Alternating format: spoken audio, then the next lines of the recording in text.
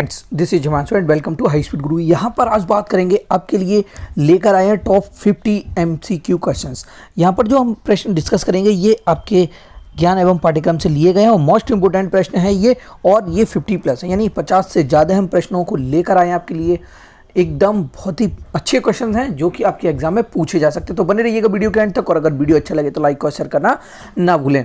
इससे पहले भी बहुत सारी वीडियोस दे चुके हैं नॉलेज एंड कैरिकुलम के, तो आप लोग उन्हें भी देख लीजिएगा क्योंकि यहाँ से आपके एग्जाम में क्वेश्चन मिलने वाले हैं। तो चलिए शुरू करते हैं। शुरू करने से पहले जो भी चैनल पर फर्स्ट टाइम विजिट कर रहे हैं, चैनल को आप लोग सब्सक्राइब कर लीजिएगा और बेल आइकन को भी प्रेस कर दीजिए, जिससे कि आगे आने वाले वीडियो के नोटिफिकेशन आपको मिल सकें। और PDF डाउनलोड करने के लिए आप लोग टेलीग्राम चैनल से जुड़ सकते हैं, लिंक आपको डिस्क्रिप्शन में मिल जाएगा, वहां से जाकर आप लोग टेलीग्राम चैनल को ज्वाइन कर सकते हैं। चलिए अब बात करते हैं यहाँ पर पहले प्रश्न की। पहला प्रश्न जो है आपके सामने आ चुका है। चलिए देखते हैं यहाँ पर क्या पूछा गया है। यहाँ पर पूछा जा रहा है कि परिवार सामाजिक जीवन की प्रथम पाठशाला है, यह किसने कहा है। इसे आप सबसे पहले तो मोस्ट इंपोर्टेंट टिक कर लीजिएगा और इसको आप सेट कर लीजिए कि आपके एग्जाम में कि ये आने वाला है। तो वही इसे मोस्ट इंपोर्टेंट याद रखिएगा।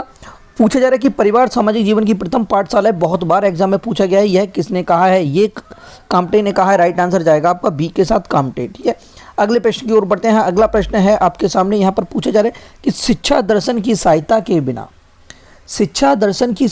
बिना उचित मार्ग पर अग्रसर नहीं हो सकती। शिक्षा जो है दर्शन की सहायता के बिना उचित मार्ग पर अग्रसर नहीं हो सकती, यह कथन किस दार्शनिक का है। तो भाई ये कथन जो है जेंटाइल का है। आंसर आपका ए के साथ जाएगा, जेंटाइल। ठीक है, याद रखेंगे जेंटाइल का नाम। इन्होंने क्या कहा, इन्होंने कहा कि शिक्षा जो है आपकी दर्शन की सहायता के बिना उचित मार्ग पर अग्रसर नहीं हो सकती, यानी उसे उचित मार्ग नहीं मिल सकता। अगले प्रश्न की बात करेंगे। यहाँ पर अगला प्रश्न है पाठ्यक्रम की समस्या कैसी समस्या है। यहाँ पर कहा जा रहा है कि पाठ्यक्रम की जो समस्या है ये कैसी समस्या है। ऑप्शन में एक दार्शनिक समस्या है, एक सामाजिक समस्या है, या आपकी एक आध्यात्मिक समस्या है, या एक अलौकिक समस्या है। तो यहाँ से जो आपका आंसर जाएगा एक के साथ चला जाएगा, एक दार्शनिक समस्या है। ठीक है, अगले प्रश्न की ओर बढ़ते हैं। अगला प्रश्न है आपके सामने, यहाँ पूछा जा रहा है कि दर्शन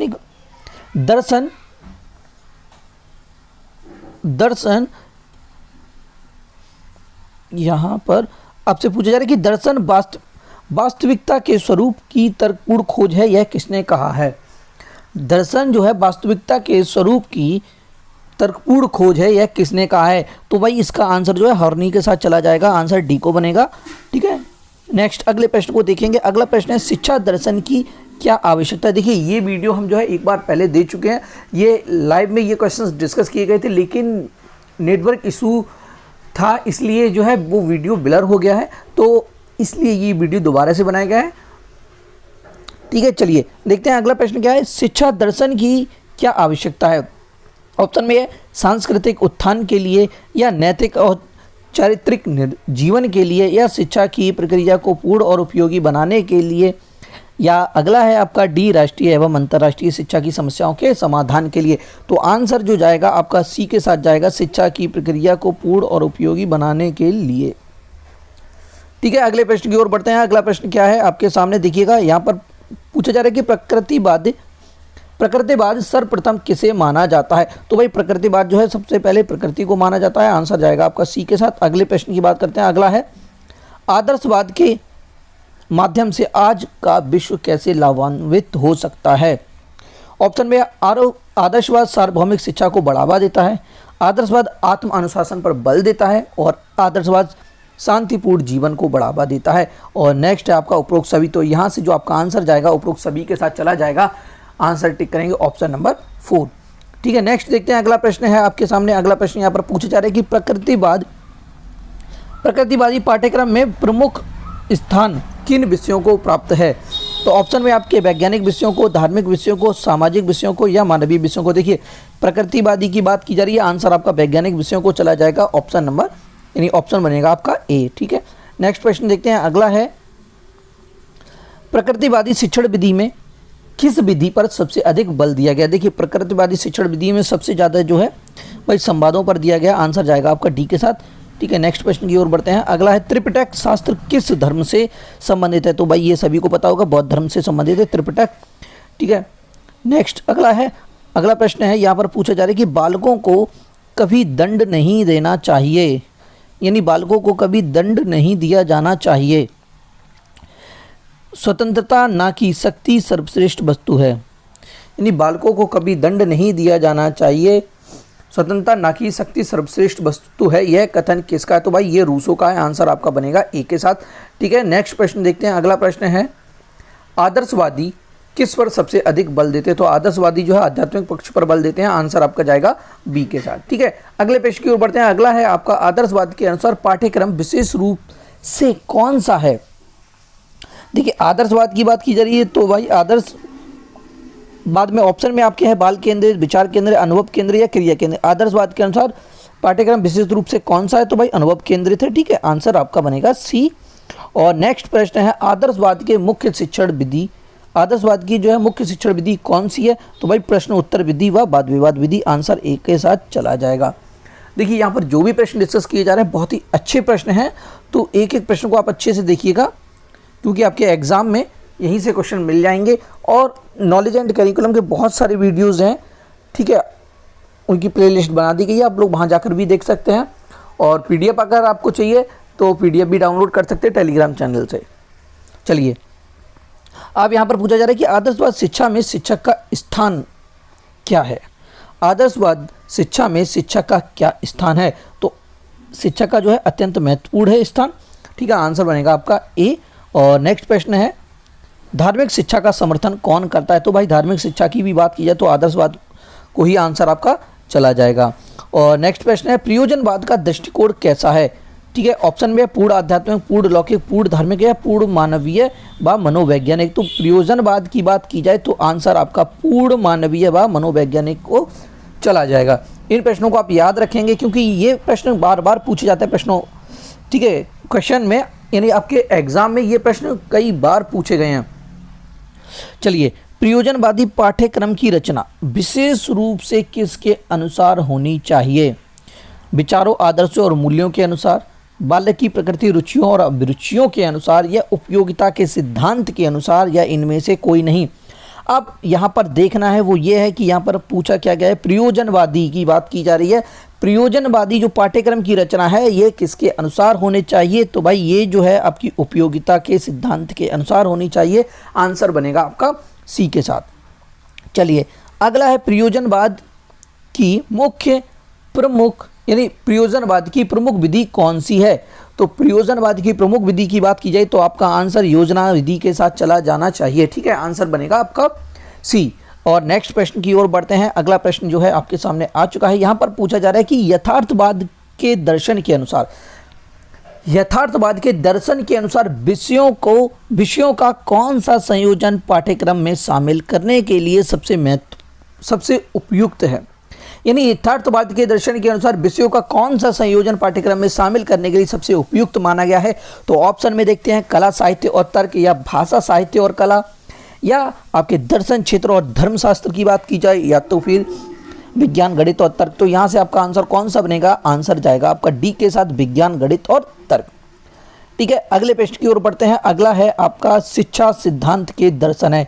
यहाँ पर शिक्षा सिद्धांत के दर्शन की बात की जा रही है। आंसर आपका जाएगा ड्यूवी के साथ। ऑप्शन बनेगा आपका ए, ड्यूवी। नेक्स्ट आपका क्वेश्चन आ चुका है। यहाँ पर पूछा जाए कि जॉन ड्यूवी कैसे दार्शनिक थे? देखिए, ये सभी को पता होगा, बार बार बता चुके हैं जॉन ड्यूवी, और ये एग्जाम में कई बार पूछे भी गए हैं। ये जो है आपके प्रयोजनवादी हैं। आंसर जाएगा आपका सी के साथ।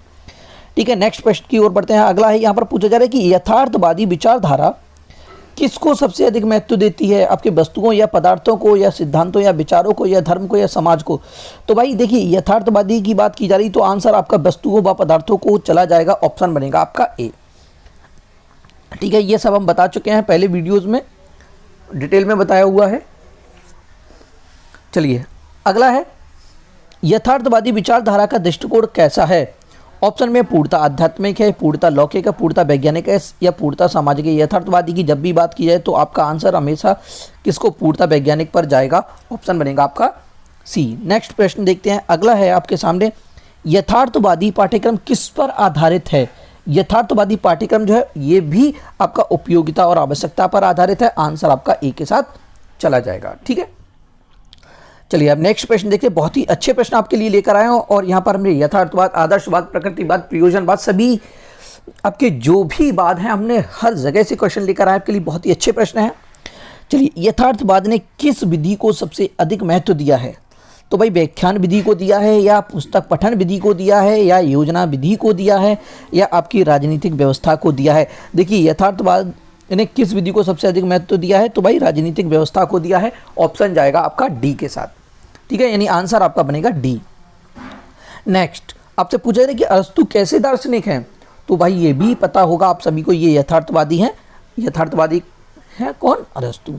ठीक है, नेक्स्ट देखते हैं, अगला प्रश्न है, अरस्तु के अनुसार व्यक्ति को शिक्षा प्रदान करने का उत्तरदायित्व किसका है?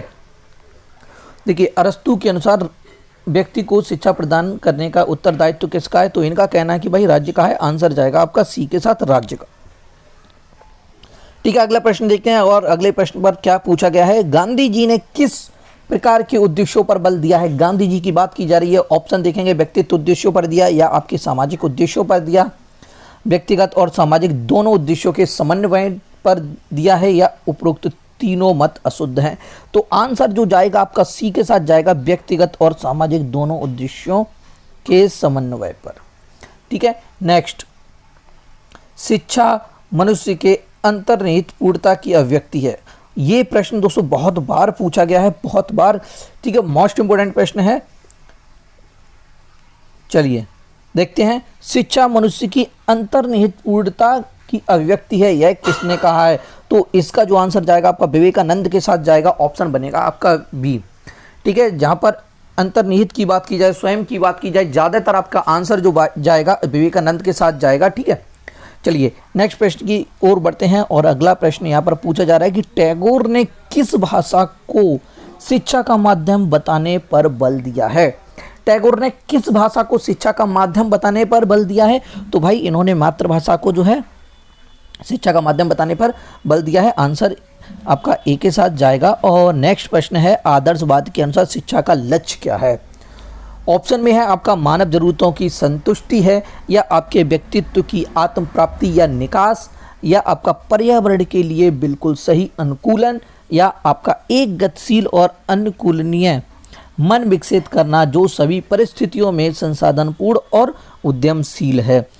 देखिए, आदर्शवाद की बात की जा रही है। आंसर जाएगा आपका बी के साथ, यानी ऑप्शन नंबर 2, व्यक्तित्व की आत्म प्राप्ति व या निकास। ठीक है, अगला प्रश्न है, मनुष्य को दर्शन की सबसे पुरानी प्रणाली ज्ञात है, कौन सी? तो भाई आदर्शवाद। ठीक है, आंसर आपका किसके साथ जाएगा? ऑप्शन नंबर 4 के साथ, आदर्शवाद। और नेक्स्ट है, यहाँ पर पूछा जा रहा है कि पाठ्यचर्या क्या है? आपके कैरिकुलम की बात की जा रही है। पाठ्यचर्या क्या है? पाठ्यचर्या और पाठ्येतर गतिविधियाँ हैं, या आपके पाठ्यक्रम उद्देश्य विधि मूल्यांकन है, या विषय वस्तु उद्देश्य पाठ्यक्रम कार्यक्रम अनुभव गतिविधियां संबंध कौशल व्यवहार, यह आपका लास्ट ऑप्शन है, विद्यालय के लिए विषय अनुभव गतिविधियां परस्परिक संबंध। देखिए, पाठ्यचर्या की बात की जा रही तो आपका आंसर यहां से जाएगा 3 के साथ, ऑप्शन नंबर बनेगा आपका तीसरा। ठीक है, बस विषय वस्तु उद्देश्य पाठ्यक्रम कार्यक्रम अनुभव गतिविधियां जो भी यहाँ पर दिया गया है ये सब। ठीक है, नेक्स्ट अगले प्रश्न की ओर बढ़ते हैं और यहाँ पर अगला प्रश्न जो है आपके सामने आ चुका है। यहाँ पर पूछा जा रहा है कि किसने कहा विश्वास करो कि जीवन जीने योग्य है? यह किसने कहा कि विश्वास करो जीवन जीने योग्य है और तुम्हारा विश्वास तथ्य का सृजन करने में सहायता करेगा? यह किसने कहा है? लगभग सभी को पता होगा, ये विलियम जेम्स का कहना है। आंसर जाएगा आपका सी के साथ, विश्वास करो कि जीवन जीने योग्य है और तुम्हारा विश्वास तथ्य का सृजन करने में सहायता करेगा। ठीक है, अगले प्रश्न की ओर बढ़ते हैं। अगला प्रश्न जो है यहाँ पर क्या है देखते हैं, निम्नलिखित में से किसने अष्टांगिक मार्ग के दर्शन को प्रतिपादित किया था? अष्टांगिक मार्ग की बात की जा रही तो अष्टांगिक मार्ग का संबंध गौतम बुद्ध के साथ होता है, यानी आंसर जो जाएगा आपका गौतम बुद्ध को जाएगा। ठीक है, जब भी पेपर में अष्टांगिक मार्ग की बात की जा रही है आंसर आपका गौतम बुद्ध को बनेगा। अगला प्रश्न है, काल चक्र किस धर्म से जुड़ा है? अब यहाँ पर आपसे काल चक्र की बात की जा रही तो इसका भी आंसर आपका बुद्ध धर्म के साथ ही जाएगा, ऑप्शन नंबर 4। ठीक है, आपका राइट आंसर बनेगा। और अगला यहाँ पर पूछा जा रहा है कि हिजरी सन का संबंध अब यहाँ से हिजरी सन की बात की जा रही है, संबंध किससे? लगभग सभी को पता होगा कि हिजरी सन जो है मुस्लिम कैलेंडर से संबंध रखती है। आंसर जाएगा आपका डी के साथ। और इस्लाम किस भाषा का शब्द है? देखिए इस्लाम की बात की जा रही, इस्लाम जो है आपका अरबी भाषा का शब्द है। ठीक है, नेक्स्ट देखते हैं हजरत साहब का जन्म कब हुआ था? इसका भी आंसर लगभग सभी को पता होगा, 570 ईस्वी। नेक्स्ट अगला है इस्लाम धर्म के पवित्र ग्रंथ का क्या नाम है?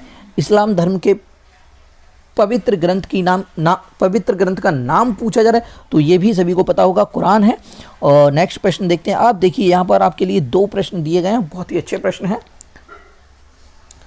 चलिए यहाँ पर आपसे पहला प्रश्न है जो पूछा जा रहा है यहाँ पर कि इस्लाम धर्म कितने पंथों में विभाजित हुआ? देखिए यहाँ पर देख लेते, इस्लाम धर्म जो है आपका 2 पंथों में विभाजित हुआ, एक शिया और सुन्नी। अब यहाँ पर देख लेते हैं प्रश्न क्या कह रहा था, इस्लाम धर्म कितने पंथों में विभाजित हुआ? तो भाई 2 पंथों में विभाजित हुआ। ठीक है, आंसर भी यहाँ पर दिया हुआ है। और इस्लाम धर्म किन 2 पंथों में विभाजित हुआ, अगर आपसे ये पूछ लिया जाता है तो आपका आंसर जो है आपका चला जाएगा शिया और सुन्नी के साथ। ठीक है, याद रखेंगे ये इस्लाम धर्म जो है कितने पंथों में विभाजित हुआ था? 2 में हुआ था। कौन कौन से? वो हुआ था शिया और सुन्नी में। ठीक है, नेक्स्ट दोनों का ही आंसर सी है। अगला है आपके सामने समाज शास्त्र के जनक कौन हैं? अब समाज शास्त्र के जनक की बात की जा रही तो अगस्त कामटे हैं। आंसर आपका ए के साथ जाएगा। यहाँ पर कुछ प्रश्न में हैं जिनमें जो है टिक पहले से ही लगा हुआ है। तो चलिए आगे देखते हैं, अगला प्रश्न देखते हैं। चलिए प्रश्न अब देखते हैं हम। चलिए ये देखते हैं, भूमिका, संघर्ष और सहभागिता के मुद्दे निम्न में से किस विषय के लिए सबसे अधिक प्रासंगिक हैं? भूमिका, संघर्ष और सहभागिता के मुद्दे निम्न में से किस विषय के लिए सबसे अधिक प्रासंगिक हैं? तो आंसर जाएगा यहाँ पर आपका शैक्षिक समाजशास्त्र को ऑप्शन बनेगा, यानी आपका बी। ठीक है, नेक्स्ट प्रश्न है, इसे देखते हैं। यहाँ पर क्या पूछा गया है, किसी बात को अच्छी तरह याद रखने के लिए अच्छी तरह सीख लेना, आधी से ज़्यादा लड़ाई जीत लेना है। यह कथन किस प्रसिद्ध मनोवैज्ञानिक का है? यानी किसी बात को अच्छी तरह याद करने से ज़्यादा बेटर क्या है? उसे अच्छी तरह सीख लेना। और ये क्या है? आधी लड़ाई जीत लेना जैसा है। यह कथन किसका है? यह कथन किस प्रसिद्ध मनोवैज्ञानिक का? तो भाई ये जो है आपका गिलफोर्ड का है। आंसर जाएगा आपका सी के साथ, गिलफोर्ड। ठीक है, नेक्स्ट प्रश्न की ओर बढ़ते हैं। और अगला प्रश्न है आपके सामने, यहाँ पर पूछा गया कि शिक्षा के संबंध में समाजीकरण का अर्थ है। शिक्षा के संबंध में समाजीकरण का अर्थ पूछा जा रहा है, किसी का अपना सामाजिक मानदंड बनाना, या फिर आपका समाज में बड़ों का सम्मान करना, या सामाजिक वातावरण में अनुकूलन और समायोजन, या हमेशा सामाजिक मानदंडों का पालन करना। तो आपका आंसर जो जाएगा वो जाएगा सी के साथ, सामाजिक वातावरण में अनुकूलन और समायोजन। नेक्स्ट क्वेश्चन देखते हैं, आपके सामने है अगला प्रश्न। क्या पूछा जा रहा है कि समाजीकरण का तात्पर्य सामाजिक प्रभावों से उत्पन्न व्यक्ति के विकास या परिवर्तन की प्रक्रिया से है। यह कथन किस मनोवैज्ञानिक का है? यानी समाजीकरण का तात्पर्य जो है सामाजिक प्रभावों से उत्पन्न व्यक्ति के विकास या परिवर्तन की प्रक्रिया से है। यह कथन किसका है? तो भाई आंसर जो जाएगा आपका सी के साथ चला जाएगा, यानी ऑप्शन नंबर 3 के साथ चला जाएगा, रोजेनबर्ग एवं टर्नर का। ठीक है, अगला प्रश्न देखते हैं। ऊपर जो कुछ प्रश्न छोड़ दिए उन पे आंसर भी पहले से लगे हुए हैं, तो आपको जो पीडीएफ दी जाएगी वो आंसर के साथ पीडीएफ दे दी जाएगी। ठीक है, टेलीग्राम चैनल से आप लोग डाउनलोड कर सकते हैं। अगर नहीं मिले आपको पीडीएफ तो व्हाट्सएप पर मैसेज करके आप लोग पीडीएफ ले सकते हैं। जो माता पिता संतुलित वैवाहिक जीवन व्यतीत करते हैं उनके बच्चों में सामाजिक शील गुण विकसित होते हैं। यह कथन किसका है? तो भाई ये कथन जो है ये सक्सेना का है। आंसर आपका सी के साथ जाएगा। ठीक है, और अगले प्रश्न की ओर बढ़ते हैं। और अगला प्रश्न है आपके सामने, शिक्षा के संदर्भ में समाजीकरण का अर्थ है। अब यहाँ पर आपसे समाजीकरण का अर्थ पूछा जा रहा है। शिक्षा के संबंध में समाजीकरण का क्या अर्थ है? किसी का अपना सामाजिक मानदंड बनाना। ये शायद पहले भी प्रश्न हो चुका है तो ये रिपीटेड है। आंसर आपका इसका सामाजिक वातावरण में अनुकूलन और समायोजन है। ठीक है, नेक्स्ट देखते हैं। अगला है, अब यहाँ पर पूछा जा रहा है कि समाजीकरण की प्रक्रिया में शिक्षक का उत्तरदायित्व है। अब यहाँ पर आपके समाजीकरण की प्रक्रिया में शिक्षक के उत्तरदायित्व की बात की जा रही है। देखिए, आपका जो समाजीकरण है ये मैंने जो है पहले एक वीडियो बनाया हुआ है अलग से, अगर आप लोगों ने नहीं देखा तो वो थ्योरी वाली क्लास में आप लोग देख सकते हैं। ठीक है, समाजीकरण के बारे में बताया गया है और समाजीकरण में शिक्षक का क्या महत्व है वो भी हमने अलग से एक क्वेश्चन टाइप दिया हुआ है, उसे भी आप लोग देख लीजिएगा, जो हर बार लगभग परीक्षा में पूछा जाता है। तो यहाँ पर आपसे पूछा गया है कि समाजीकरण की प्रक्रिया में शिक्षक का क्या उत्तरदायित्व है। तो ऑप्शन में आपके मिलेगा, पहला है सामूहिक कार्यों का प्रोत्साहन या समाजीकरण वातावरण का निर्माण, और अगला है सांस्कृतिक कार्यों का प्रोत्साहन, और नेक्स्ट है उपरोक्त सभी। तो आंसर आपका चला जाएगा उपरोक्त सभी के साथ।